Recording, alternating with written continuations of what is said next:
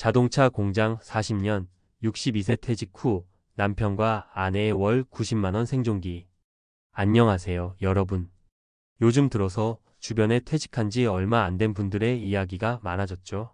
사람마다 사정도 다르고 계획도 다르겠지만 한 가지 분명한 사실은 우리 모두 언젠가는 은퇴라는 전환점을 맞이한다는 거예요. 오늘은 40년 동안 자동차 공장에서 성실히 일하시고 62세에 퇴직하신 어느 부부의 이야기를 함께 나눠보려고 해요. 이 부부가 한 달에 90만 원으로 생활해야만 하는 현실은 마치 남일이 아닌 것처럼 우리 모두에게 시사하는 점이 크다고 생각하거든요. 나도 저런 상황이 될 수 있겠구나 하고 생각하면 조금 마음이 조급해질 수도 있지만 반대로 나도 준비를 더 잘해야겠다라는 자극이 되기도 해요. 1. 은퇴 후 삶은 다시 시작된다. 많은 분들이 직장을 그냥 다니기만 하면 언젠가는 편안한 노후를 맞이할 수 있을 거라고 생각하곤 해요. 하지만 실제로는 그렇지 않을 때가 많죠.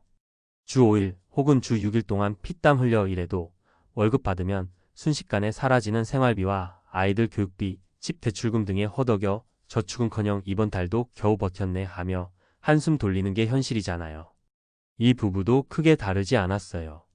남편분은 40년 동안 자동차 공장에서 근무하면서 임금 인상도 받고 성과급도 받을 때가 있었지만 자녀 학비와 생활비, 살림살이 곳곳에 필요한 지출로 늘 빠듯했죠.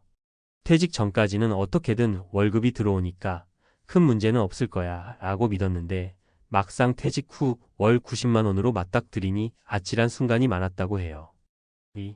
월 90만 원 어떻게 버틸 수 있을까?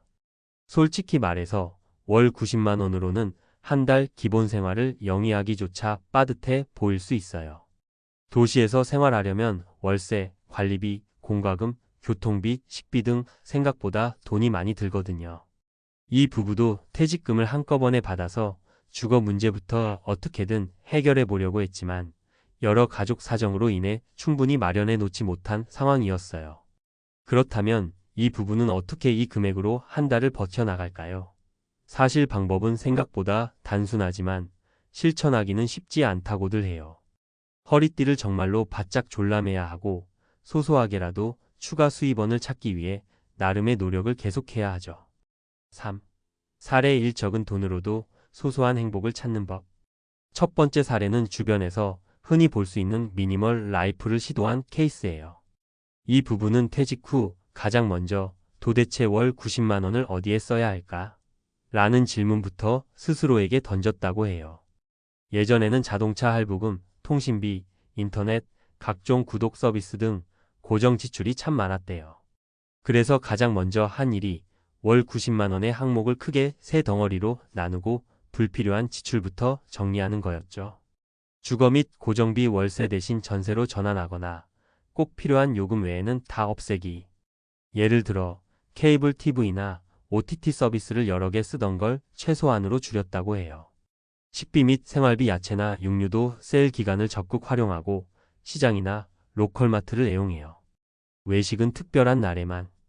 여유 자금 비상금 한 달에 딱 10만 원이나 5만 원이라도 좋으니 이머전시즈 응급 상황용으로 남겨두기.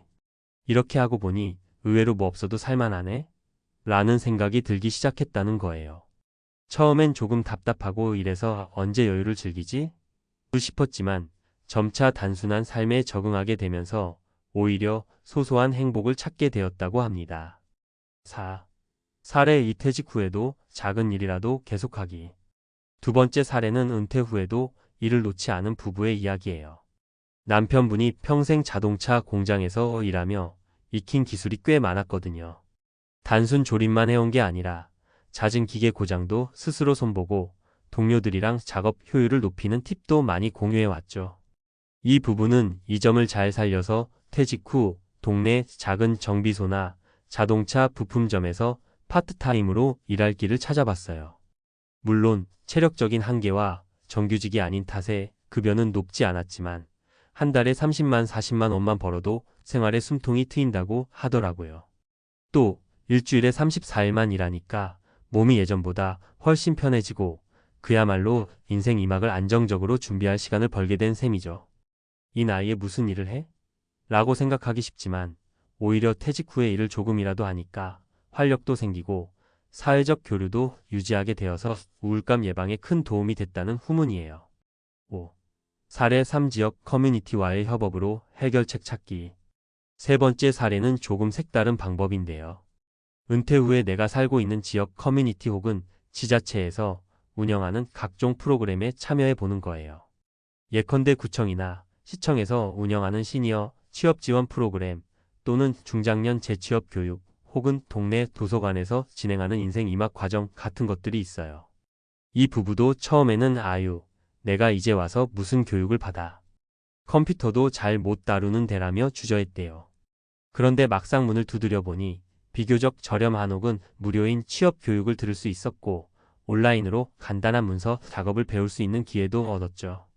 이후 남편분은 동네 아이들을 위한 과학 실험 수업 보조교사로 일할 기회를 잡았어요. 주당 몇 시간 일하지는 않지만 한 달에 20만, 30만 원 정도의 소득이라도 생기는 게 어딘가요? 아내분도 동네 행정복지센터에서 가끔 필요한 상담 업무를 도울 기회를 얻었다고 해요.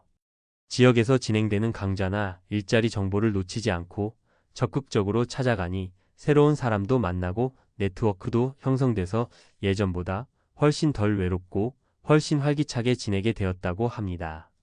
6. 은퇴는 더 이상 끝이 아니다. 사실 이 부부의 이야기를 듣다 보면 마음 한편이 조금 무거워질 수도 있어요. 하루 종일 열심히 일했는데 결국 퇴직 후에 이렇게 허리띠를 졸라매야 하는 현실이라니 하는 생각이 들죠. 하지만 다른 한편으로는 그래도 이 상황에서 나름대로 탈출구를 만들어가고 있구나라는 희망도 보여요. 우리 사회는 과거보다 평균 수명이 훨씬 길어졌습니다. 그 말은 곧 60세 전후로 은퇴한다고 해도 남은 인생이 20년 이상일 수 있다는 거예요. 이 기간을 단순히 쉬기만 하는 시간으로 보내기에는 너무 길고 또 그렇게 하려면 적지 않은 경제적 준비가 필요하죠. 결국 은퇴 후 삶을 안정적으로 꾸려나가려면 준비와 계획이 필수적일 수밖에 없어요. 7. 조금 일찍 시작하는 은퇴 준비. 가장 이상적인 건 미리미리 준비하는 거겠죠. 30대, 40대에는 아이들 교육비나 주택 자금 등 지출이 많아서 힘들 수 있지만 그래도 조금이라도 덜 쓰고 조금이라도 더 모으자라는 생각을 늘 염두에 두면 차이는 분명히 생긴다고 해요. 퇴직 후 건강보험료, 연금 수령액, 기타 세금 등을 미리 따져본다. 50대에 들어서면 사회적 네트워크도 챙겨둔다. 퇴직 후 어딘가에 얽혀 일할 수도 있고 정보를 주고받으면서 서로 도움받을 길이 생길 수 있어요. 자산관리 원금 손실 위험이 큰 투자만 하지 않고 금리 상승기에는 예적금 상품에도 눈을 돌려볼 필요가 있어요. 8. 마음가짐의 전환이 필요한 시점. 이 부부가 가장 강조하는 건 마음가짐이라고 해요. 갑자기 소득이 뚝 떨어져서 우울해지고 나는 이제 끝났어라는 생각에 빠지면 좋을 게 하나도 없거든요. 사람은 누구나 무력감을 느낄 때가 있지만 그 감정을 방치하면 점점 스스로를 괴롭히기 마련이죠. 오히려 이 부부처럼 어떻게 하면 내가 지금 가진 돈을 90만 원을 최대한 알차게 쓸 수 있을까? 어디 가면 소소하게라도 돈을 벌 수 있을까? 우리 동네에 어떤 프로그램이 있는지 알아볼까? 이런 식으로 호기심을 갖고 찾아다니면 생각보다 길이 열리기도 하더라고요. 9. 정리하며. 오늘 이야기를 요약하면 은퇴는 결코 끝이 아니라는 거예요.